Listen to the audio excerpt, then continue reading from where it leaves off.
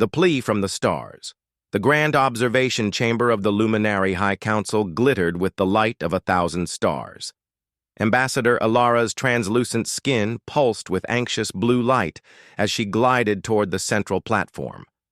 Her movements, usually fluid and graceful, were now hurried and jerky.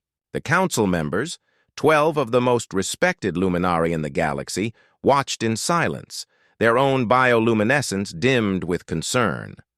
"Another colony has fallen," Alara announced, her melodic voice strained.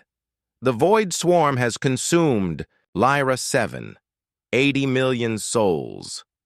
Gone." The chamber filled with a sorrowful harmonic hum as the council members resonated their grief. High Elder Theron, his ancient skin barely containing the wisdom light within, rose from his hovering chair. "How many does that make now?" he asked, though they all knew the answer. 7 major colonies in the last cycle alone," Alara replied. "Our defensive barriers no longer slow them. Our light weapons barely penetrate their evolved carapaces." "And our evacuation efforts?" asked Counselor Vex, her crystalline antennae twitching with agitation. "We cannot move our people fast enough," Alara said, projecting a holographic map of Luminari space. More than half the territories glowed red with the swarm's presence. "At current rates, the Luminari will be extinct within 3 cycles." The silence that followed was heavy with despair.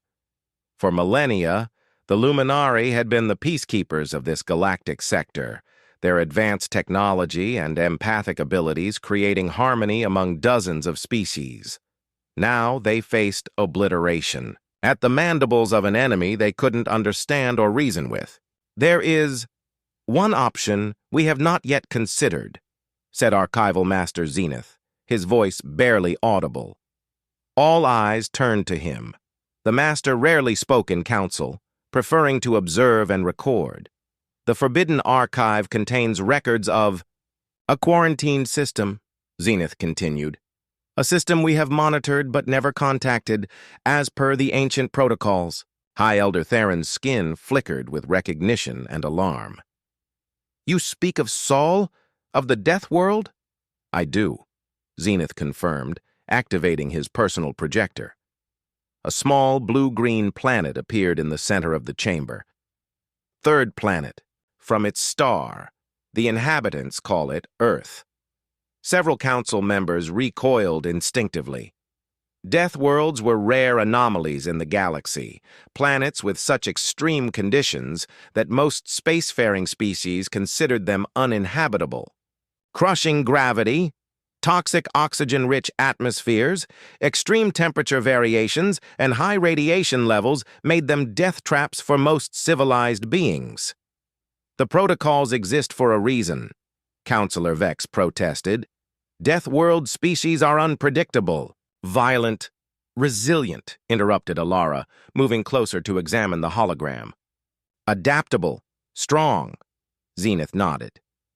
"The humans have evolved in conditions that would kill any Luminari in minutes.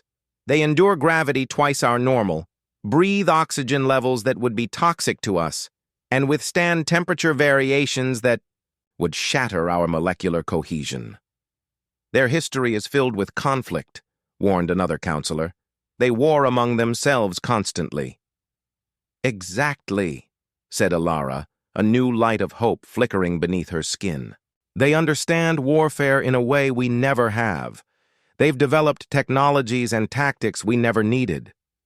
She gestured to new images, human spacecraft, weapons, soldiers, and most importantly, they have what we lack: physical resilience and a warrior's instinct. High Elder Theron's color darkened to a deep purple of concern. "The quarantine protocols have stood for 50,000 years. Breaking them would forever change our way of life." Alara faced the council, her skin now pulsing with determined gold. "We have no way of life left to preserve if the swarm continues. I have seen entire worlds harvested, billions of my people reduced to biomass." Her voice cracked with emotion. "If these humans can help us, we must try." The debate raged for hours, but in the end, desperation won over caution. Alara soon found herself at the primary transmission array, composing a message that would forever alter the course of galactic history. "To the people of Earth," she began, her translator working to convert her harmonic language into Earth's most common digital formats. "We are the Luminary Concordance. We have observed your civilization from afar for centuries, and now we face extinction. An enemy called the Void Swarm consumes our worlds. Our technology fails against them. Our people are dying." She paused, knowing the next words would shatter millennia of Luminary protocol. "We need warriors. We need those who understand battle. We need humans." The message shot across space, breaking every quarantine protocol the Luminary had established. As Alara watched it speed toward the distant blue planet, she wondered if she had just saved her people or doomed them to an even worse fate. Earth would soon answer. Admiral Helena Chen stood at the viewport of the International Space Command, headquarters, orbiting 300 kilometers above Earth's surface. Below her, the planet spun lazily, its blue-green continents dotted with the lights of megacities. The message from space played again in her mind. "Admiral?" her executive officer, Commander Jackson, called from his station. "The Security Council is ready." Chen turned away from the viewport, her boots making solid thuds against the metal floor, a sound that would have made any Luminary flinch. At 52, Chen had spent 30 years in space service, commanding everything from orbital interceptors to the first Mars Defense Initiative. Now, as Admiral of Earth's Unified Defense Force, she faced the most important meeting of her career. The conference room was filled with military and political leaders from Earth's major powers, their faces illuminated by holographic displays, showing the alien distress signal. "Ladies and gentlemen," Chen began, her voice steady and authoritative, "what we're looking at is genuine. The deep space arrays have confirmed it. We are not alone, and someone out there needs our help." General Okafor of the African Union Space Corps leaned forward. "The technological implications alone, these Luminari have faster-than-light communication technology we've only theorized about." "With respect, General," Chen replied, "I'm more interested in why they're asking for warriors specifically." She gestured to the tactical displays. Their message mentioned something called the Void Swarm. Intelligence suggests they're losing colonies at an alarming rate. The room erupted in discussion. Earth had only recently united after centuries of conflict. The United Earth Defense Fleet was barely 10 years old, created primarily to protect humanity against potential cosmic threats. Now those threats had become real. "The fascinating part," added Dr. Maya Patel, Earth's leading xenobiologist, "is their description of Earth as a death world." She brought up new data. "Based on the transmission's spectral signature, we can infer that the Luminary evolved in an environment with 1/3 of our gravity, half our atmospheric pressure, and a much narrower temperature range. To them, we're practically superhuman." Chen couldn't help but smile. Humanity had always feared they'd be the primitives when they finally met alien life. Instead, they were being called as saviors. "The fleet is ready," she stated, pulling up images of Earth's most powerful ships. The EDF Horizon, her own command, led the list. "We've been running first contact drills for decades. We never expected it to be like this. But we're prepared." President Alvarez, attending via hologram from the United Nations headquarters in Nairobi, spoke up. "Admiral Chen, your record makes you our best choice to lead this mission. But remember, this is still first contact. We need warriors, yes, but we also need diplomats." "That's why I've selected my crew carefully," Chen responded. She brought up personnel files. "Commander Jackson, my XO, has degrees in xenobiology and diplomatic relations. Our chief engineer, Dr. Iwamura, can adapt our technology to work with alien systems, and Major Ramirez's Marines are the best-trained first response team we have." The next few hours were a blur of preparation. The United Earth Defense Fleet mobilized with efficiency that would have impressed even their new alien observers. 20 ships, led by the Horizon, were made ready, each vessel a testament to humanity's martial history, powerful, heavily armored, and built to withstand conditions that would tear apart the Luminary's vessels. In her quarters aboard the Horizon, Chen reviewed the alien message one last time. The fear in Ambassador Alara's translated voice was clear. Whatever this void swarm was, it had terrified a civilization far more technologically advanced than Earth. "Admiral to the bridge," Jackson's voice came over the intercom. "Final preparations are complete." Chen took one last look at Earth through her viewport. 10,000 years of human evolution on a world that would kill most alien species had prepared them for this moment. They were stronger, tougher, and more resilient than the Luminary. Maybe that's exactly what the galaxy needed right now. "All ships, this is Admiral Chen," she announced over the fleet-wide channel. "We're about to make history. Humanity's first faster-than-light jump will take us straight into a war.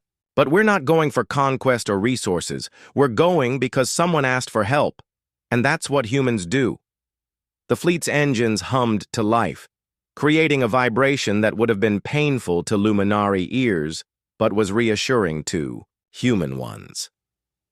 As the countdown began, Chen thought about the desperate aliens waiting for their arrival. "Fleet Command, this is Horizon. All ships report ready for jump." She took a deep breath. "May God have mercy on the Void Swarm, because humanity is coming." The stars blurred, and humanity took its first step into a larger galaxy. Deathworld Tactics, the Luminary Observation Station. Eternal light was beautiful in a delicate way, like an elaborate crystal sculpture floating in space. As the human fleet dropped out of FTL travel, the contrast was striking. Earth vessels were dark, angular, and powerful, their armored plates and weapon systems clearly visible. Ambassador Alara watched from the station's observation dome as the human ships approached. Her translucent form trembled slightly, not from fear, but from the sheer presence these vessels projected. Behind her, other Luminary officials whispered in their musical language. "They're ships," Archival Master Zenith observed, his voice tight with awe. "They're built to withstand impacts that would shatter our vessels. The communications channel crackled to life. Eternal Light Station. This is Admiral Chen of the EDF Horizon. Request permission to dock." The docking procedure itself caused the first of many cultural shocks. The human ship's maneuvering thrusters, considered dangerously powerful by Luminary standards, made precise adjustments with ease. The docking clamps had to be reinforced just to handle the mass of the human vessels. When the airlock cycled open, Ilara and the welcoming committee got their first glimpse of actual humans. Admiral Chen led her team, walking with what seemed, to the aliens, like incredible heaviness. Each step that should have crushed the deck plates somehow didn't. Behind her, Commander Jackson carried monitoring equipment with casual ease. "Welcome to Eternal Light," Ilara said through her translator. We are grateful for your response to our call." Chen smiled, an expression that showed teeth, something that would have been a threat display among some Luminary subspecies. But her voice was gentle. "We're here to help, though I have to admit your artificial gravity is a bit light for us." Commander Jackson checked his equipment. "It's set to about 1/3 Earth standard, Admiral." The Luminary exchanged glances. What they considered normal, gravity was barely enough to keep humans anchored. As if to demonstrate this, Major Ramirez accidentally pushed off too hard while walking and had to catch herself before she floated away. "Perhaps we should move to the reinforced conference room," Zenith suggested. "It's been prepared for your physical requirements." The human delegation followed their hosts through corridors that seemed to be made of living crystal. Luminary they passed, stopped and stared, some retreating into side passages. The humans' solid forms and confident movements were unlike anything they had seen before. The conference room had been hastily modified with stronger chairs and increased gravity. As they settled in, Alara activated a holographic display showing the void swarms advance across luminary space. They adapt to everything we deploy against them, she explained, her skin pulsing with distress. Our weapons, our defenses, even our attempts to negotiate, they just keep coming, consuming everything in their path. Chen studied the tactical display with experienced eyes. Their pattern suggests a hive mind structure. Hit them at the center, and the rest might fall apart. She turned to Jackson. What readings are you getting? Jackson consulted his instruments.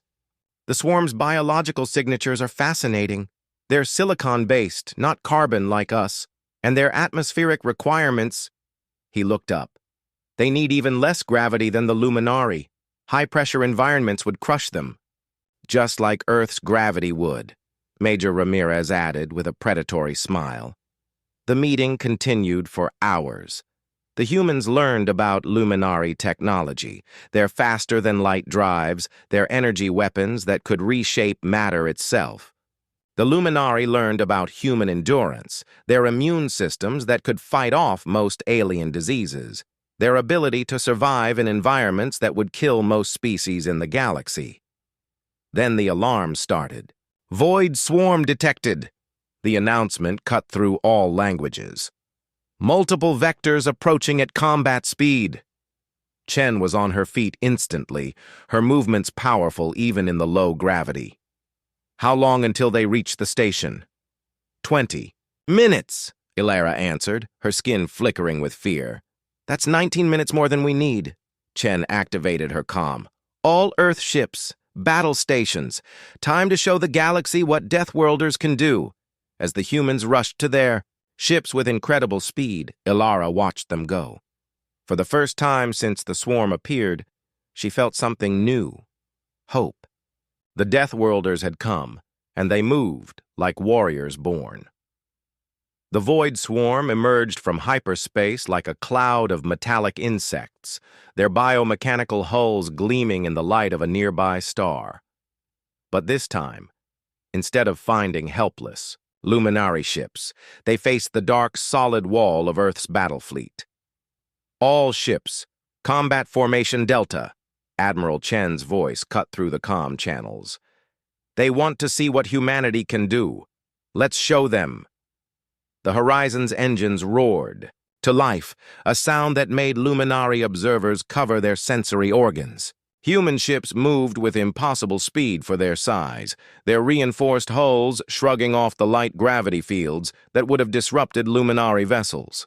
Swarm launching biological weapons, Jackson reported from his station. Some kind of spore cloud. Chen didn't even flinch. They don't know about human immune systems yet. Activate point defense systems and launch fighters. The space around Eternal Light lit up with combat. Earth fighters, piloted by humans who could withstand higher G-forces than either the Luminari or swarm species, performed maneuvers that seemed to defy physics. The swarm's biological weapons, designed to dissolve Luminari ships, splashed harmlessly against Earth vessels' reinforced hulls. Admiral, they've breached Eternal Light's secondary docks. Major Ramirez's voice crackled over the comm.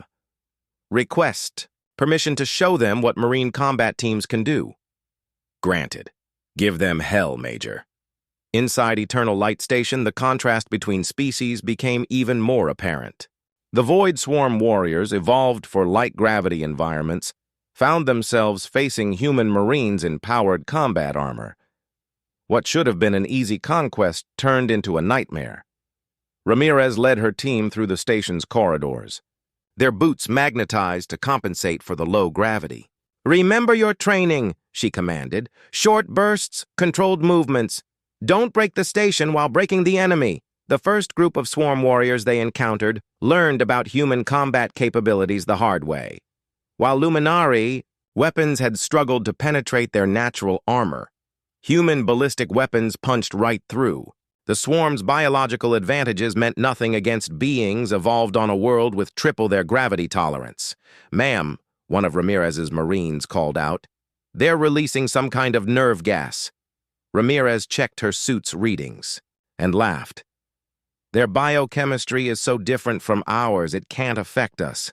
Keep pushing forward. In space, the battle continued.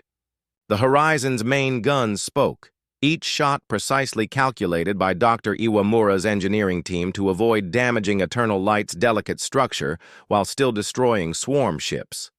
The Luminari observers watched in awe as human ships took hits that would have vaporized their vessels, yet continued fighting. Their command ship is pulling back, Jackson reported. They're not used to enemies who can hurt them. Chen gripped her command chair. Press the advantage. All ships forward. Don't let them regroup. The Void Swarm, facing real resistance for the first time, began to retreat. Their hive mind tactics, so effective against the Luminary, fell apart against human unpredictability and resilience. Ships designed to dissolve Luminary vessels couldn't breach human armor. Weapons meant to overwhelm alien nervous systems had no effect on human biology. On Eternal Light Station, Major Ramirez's team reached the main docking bay just as the last swarm boarders tried to escape. The Marines' accuracy and low gravity was devastating. Not a single shot damaged the station's structure, but every swarm warrior fell. Eternal Light is secure, Ramirez reported, her voice calm despite having just fought through dozens of alien warriors. The enemy is in full retreat. The battle was over almost as quickly as it had begun. As the Void Swarm fleet disappeared into hyperspace, leaving their dead and wounded behind, the Luminari emerged from their shelters to find their station virtually undamaged and their human protectors barely winded. Alara approached Admiral Chen on the bridge of the Horizon, her wings shimmering with emotion. You drove them off. Decades of fighting, and you drove them off in one battle. Chen shook her head. We drove them back, not off. They'll return, probably with new adaptations. But now they know something they didn't before. She smiled grimly. They know that the galaxy has teeth now, human teeth. As Luminary cleanup crews began repairs supervised by human engineers, the message spread across their worlds. The Deathworlders had not just survived their first battle with the Void Swarm, they had won decisively. For the first time in years, the Luminari dared to hope. In the weeks following the Battle of Eternal Light, the station's laboratories became a fusion of human and Luminari science. Dr. Iwamura worked alongside Luminari scientists, combining their different approaches to warfare. Their technology is amazing, he said, examining a Luminary energy weapon. But they never thought to add stabilizers for high-gravity environments. He lifted the delicate weapon with careful hands. No wonder they couldn't hit the swarm effectively. The Luminari scientists watched in fascination as the humans worked. Where their own people needed anti-gravity assists to move, humans carried heavy equipment with ease. What they considered dangerous radiation levels, humans shrugged off as minor inconveniences. In the command center, Admiral Chen and Alara studied tactical displays showing swarm movements. They're regrouping here, Chen pointed to a dark region of space. The Obsidian Nebula. Perfect hiding spot, unless you're a species that can handle the radiation. Alara's skin flickered with concern. The nebula's radiation levels would kill most Luminary pilots in minutes. But not humans, Chen smiled. Our bodies evolved dealing with solar radiation on Earth. We can handle it long enough to strike. Major Ramirez's Marines spent the time training Luminari security forces. In Eternal Light's reinforced training rooms, she demonstrated human combat techniques modified for lower gravity. You don't need our strength, she explained to a group of crystalline warriors. You have advantages we don't. Natural energy manipulation, light-based communication. You just need to learn to use them differently. The Luminari forces learned quickly. What they lacked in physical power, they made up for in precision and natural abilities. Soon, mixed human Luminari squadrons were running combat drills together. In the engineering bay, the first hybrid weapons rolled out.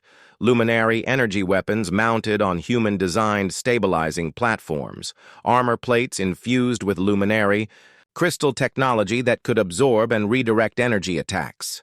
"We've cracked their biological code," Dr. Iwamura announced during a briefing. He displayed a complex molecular structure. The Void Swarm uses silicon-based biology. They're tough in space, but they have a critical weakness. They can't handle sudden pressure changes. He revealed a rack of new weapons. Pressure bombs. They create localized high-pressure zones, harmless to humans and Luminari, but they'll crack swarm armor like eggs. The Luminary Council watched in amazement as humans transformed their defensive stations into forward bases.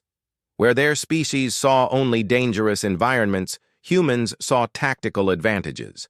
The Obsidian Nebula's radiation will blind their sensors, Chen explained to the Council, but our ships can handle it. We'll strike through the nebula, hit their staging area, and find their queen. Ilara studied the battle plans. You intend to enter the nebula yourself? Even with your resistance, the radiation levels will be uncomfortable. Uncomfortable, Chen finished, but we can take it. That's what humans do. We endure. The combined fleet grew stronger each day. Luminari ships, now reinforced with human-designed armor, practiced formations alongside Earth vessels, marine dropships carried mixed-species combat teams, each bringing their unique strengths to the fight. They're adapting their tactics, Jackson reported, monitoring swarm communications, but they can't adapt to what they don't understand, and they've never seen anything like us. In her quarters, Chen recorded a message to Earth Command. The Void Swarm thinks they can win through evolution and adaptation, but they've never faced a species that thrived on adversity. Humanity spent thousands of years preparing for this without knowing it. Every war, every disaster, every hardship made us stronger. She looked out at the fleet preparing for battle. Human ships, dark and powerful, flew in formation with luminary vessels that now gleamed with reinforced armor. We're not just fighting for ourselves anymore, she concluded. We're fighting for a galaxy that needs what humanity has always had: the strength to face impossible odds and the will to win. The counterstrike was about to begin. Guardians of the Galaxy. The Obsidian Nebula lived up to its name. Purple-black clouds of radioactive gas swirled around the human luminary fleet as they pushed deeper into swarm territory. On the bridge of the horizon, the radiation warning systems blinked constantly, but the crew ignored them. Radiation levels rising, Jackson reported calmly. Luminary ships are holding together with the new shielding, but they can't take much. More, Admiral, Chen nodded. They don't need to. We just need to get them close enough. She activated the fleet-wide comm. All ships maintain formation. Luminary vessels, prepare to launch on my mark. The plan was risky, but played to everyone's strengths. The luminary ships with their superior speed and maneuverability would strike first. The heavier human vessels would follow, using the chaos to push straight to the heart of the swarm's nest. Marine teams ready, sir? Major Ramirez's voice crackled through the comm. Mixed squads are in drop pods. The nebula began to thin, revealing their target, a massive organic structure floating in space. The Void Swarm's main hive was bigger than anything they'd seen before, a twisted mass of biological and mechanical parts that pulsed with alien life. Now, Chen ordered. Luminari ships burst from the nebula like shards of crystal, their new weapons blazing. Enhanced by human engineering, their energy beams cut through swarm defenses with unprecedented power. The swarm responded immediately, but their usual tactics failed against the modified shields. Second wave? Launch, Chen commanded. Human warships emerged from the purple clouds, their point defense systems clearing paths through waves of biological weapons. The Horizon led the charge, its reinforced hull shrugging off impacts that would have destroyed lesser vessels. Inside the drop pods, Major Ramirez and her mixed-species assault team prepared for landing. Luminary warriors, normally too fragile. For such missions, wore human-designed combat suits that protected them from both damage and their own anxiety about high-gravity combat. "Remember your training," Ramirez told them. "We each have our part to play. Hit them with everything we've got." The pods launched, streaking toward the hive structure. Some were hit by swarm fire, but most made it through. They crashed into the organic surface, and assault teams poured out into the alien environment. Pressure twice what they're used to, Ramirez reported as her team secured their landing zone. "They're having trouble moving just like we planned." The Void Swarm warriors they encountered were sluggish, struggling against the artificially high gravity produced by human devices. Their natural armor, evolved for the vacuum of space, cracked under the pressure. Luminary warriors, protected by their suits, used their natural energy manipulation abilities with deadly precision. On the horizon, Chen watched the battle unfold.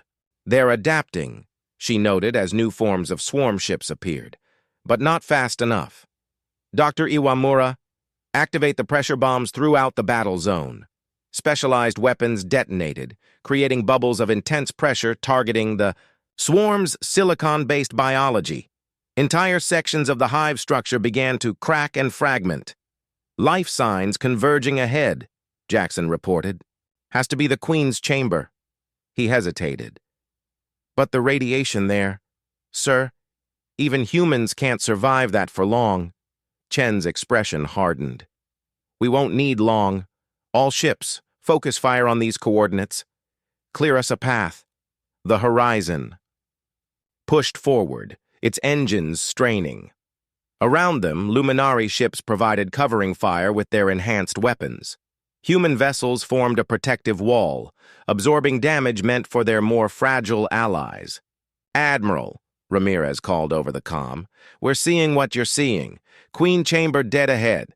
But, sir, we've got maybe 10 minutes before the radiation kills us, even with our suits." "Then we'll do it in 5, Chen replied. She looked at her crew, saw the same determination in their eyes that had driven humanity to survive on their harsh home world.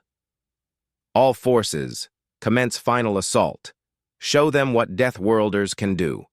The combined fleet surged forward, luminary and human ships moving as one. At the heart of the Void Swarm hive, something alien and ancient felt fear for the first time. The Deathworlders had brought not just their own strength, but had taught others to be strong too. The Queen's chamber was a massive organic sphere at the heart of the hive. Major Ramirez and her mixed-species team fought through waves of desperate swarm warriors to reach it. Behind them, the combined fleet held off reinforcements, human and luminary ships moving in perfect harmony. 5 minutes left in this radiation, Ramirez warned her team. The luminary warriors in their human-designed suits nodded. They had learned to trust human timing. The Queen herself was enormous, her silicon-based body crystalline and beautiful in a terrible way. She rose up as the attack team entered, her psychic screech making the luminary warriors stumble even through their protective gear. "Now!" Ramirez ordered. The team split up, each member playing to their strengths. Luminary warriors used their energy manipulation abilities to disrupt the Queen's psychic signals, while human Marines deployed the pressure bombs. On the horizon, Admiral Chen watched through helmet cameras. "All ships, maintain the perimeter. Don't let any of them escape." "This ends today." The Queen lashed out with weapons, both physical and mental, but humanity's greatest gift to their allies had been teaching them how to endure, how to push through pain and fear. The Luminary warriors held their ground alongside the Marines.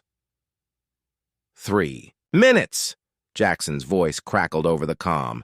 "Radiation reaching critical levels." Ramirez reached the central control node. The Queen's transparent body showed her silicon-based organs exactly where Dr. Iwamura's research had predicted. "For Earth and the Luminari!" she shouted, planting the final pressure bomb. The explosion was silent in space, but its effects were immediate. The Queen's crystalline form began to crack under the intense pressure. Her psychic scream of rage turned to one of fear as she experienced something the Void Swarm had never known: defeat. "Full retreat," Chen ordered as the hive structure began to collapse. "All ships, cover the assault team's withdrawal." The Queen's death sent shockwaves through the entire swarm. Without her control, their perfect coordination shattered. Ships crashed into each other, warriors turned on their own kind, and the mighty empire began to tear itself apart. Days later, in Eternal Light's Grand Council chamber, humans and Luminari gathered to mark their victory. The room had been modified to accommodate both species comfortably: stronger furniture and higher gravity for the humans, while Luminari members used their floating platforms. "The Void Swarm is not destroyed," Alara announced, her skin shimmering with joy despite the serious words. "But they have fled beyond the galactic rim. Their hive mind is broken, their queen dead. They will need centuries to recover, if they ever do." Admiral Chen stood beside her, still slightly radiation burned, but healing. "More importantly, we've all learned something. The Luminari have learned that physical fragility doesn't mean weakness. Humanity has learned that we're not alone in facing the universe's challenges. And the galaxy has learned," Zenith added, "that strength comes in many forms. The Void Swarm thought adaptation was everything, but they never understood that true strength comes from working together, from combining different abilities." Jackson presented the final analysis. "We've confirmed at least 30 other civilizations were watching this conflict. They all saw what happened when the Luminari called and humanity answered." "Let them watch," Ramirez said, her wounds from the final battle already healing, thanks to human medical technology combined with luminary energy therapy. "Let everyone see what happens when you threaten a world under human protection." The celebration spread across luminary space. On 1,000 worlds, beings who had lived in fear now looked to the stars with hope.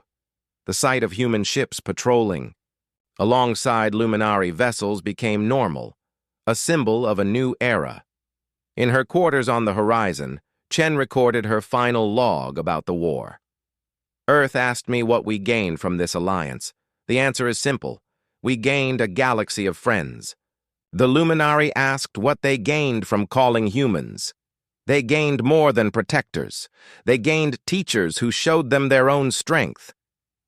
She looked out at Eternal Light's glittering form, now familiar and beautiful to human eyes. "We're not just Deathworlders anymore," she concluded. "We're not just warriors. We're guardians of a galaxy that's learning to be strong, and any future threat will find not just humanity waiting, but a united galaxy ready to fight back." The age of isolation was over. The Deathworlders had come to stay, and the galaxy would never be the same.